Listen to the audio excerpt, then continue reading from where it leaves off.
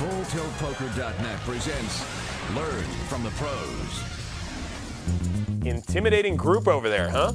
We continue to learn from the pros, presented by FullTiltPoker.net.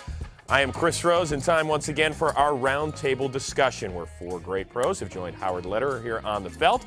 Starting off with a two-time World Series of Poker bracelet holder, Jennifer Harmon. Welcome. How are you? I'm good. Good to see you again. Thanks. Phil Ivey has 5 pieces of hardware to his name, including 3 back in 2002. What's going on, big fella? What's up, my man? It's all good. I see that. Chris Ferguson, big winner back in 2000, also has 5 bracelets. How you doing? Doing great, thank you. And finally, Lane Flagg, 5 bracelets. Every time I see you, though, you keep complaining about the 2 you didn't get. That's not complaining. Yeah, he's an unlucky guy. Is that what it comes down to? All right, you know, guys, It's not a complaint. on this show, we focus a lot on all-in tournament play. But look, there's people playing in their home games, or sometimes they'll step up to the table with you guys. You got to know when to quit. Do you guys put out limits on yourself when you say, okay, I've hit that mark, good, I'm walking, Chris? No, I really don't. You want to play, as long as you're playing your best game, you want to keep playing, and as long as the game's good, you want to keep playing. I think a lot of people, what happens to them is they start to lose money, and actually, after they start to lose money, they actually start playing worse because they get frustrated. Mm-hmm. And that's when a common mistake they make is to play too long. You want to quit when you're playing poorly. So actually, if you want to do anything, you want to have a stop once you've lost so much money. That's when you should quit. But that's not what most people do. And that's right. And what happens when you start to lose? Okay, guys thinking, yeah, it looks like I'm beat, but he's losing. Yeah. So maybe he's just steaming, and you know, so there's that little bit of doubt, and as long as the doubt's there, you aren't going to get. Yeah, that's a fold. big mistake people make is they quit too early when they're winning, and when they're losing, they stay and play all night. In order to get that that's credibility back. That's a recipe for disaster. A lot of the best poker players in the world end up going broke because of that.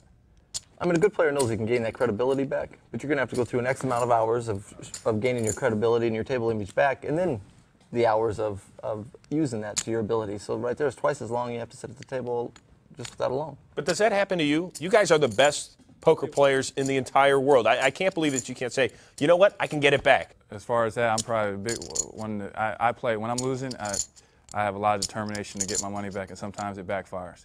And, you know, I end up losing more than I want to lose in a night. And that's probably one of my biggest weaknesses.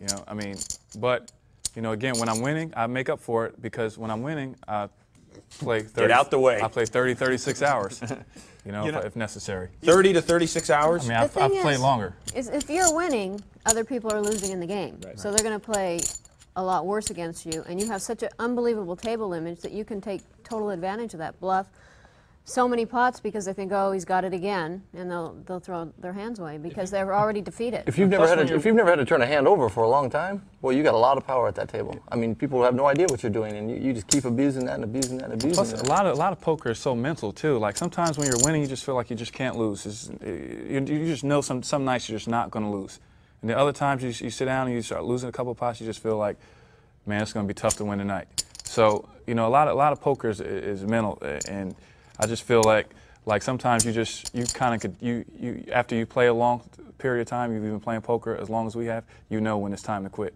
All of this is judgment, though, and I think one of the things that can really devastate a player is when you're doubting your sort of decision process about whether you should have continued to play or not. And I think that if away from the table, in the cool and calm of, like, you know, a day off, or you're just at your house, okay, you know, tonight I'm going to play this game, and you set down some rules ahead of time, then you're not sitting at the table going, oh, should I keep playing? Should I? If you've just laid down some rules, then when it's time to walk away, it's time to walk away, and then you don't have to beat yourself up later. God, I shouldn't have played. I should have played.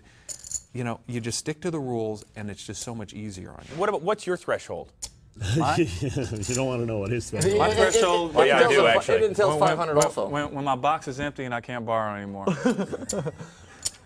No, I mean, it depends. Just It depends.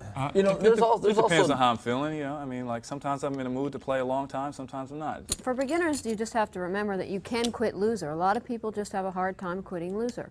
That you can come back tomorrow and the same game's going to be there, and probably for the next 2-3 years. It's a lifelong game. Don't think of, you know, each individual night as an individual night. It doesn't matter when you play your next hand.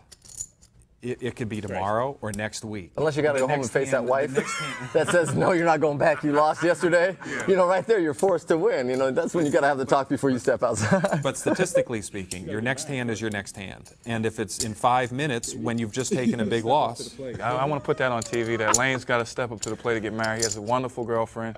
All right, unfortunately, yeah, tune into Dr. Phil next week to see if Lane Flack does get married. Guys, I am going to get up from the table. Unfortunately, we have to close the discussion. As always, great job. Pleasure seeing all of you again. To learn, chat, and play with the pros, go where they live. FullTiltPoker.com.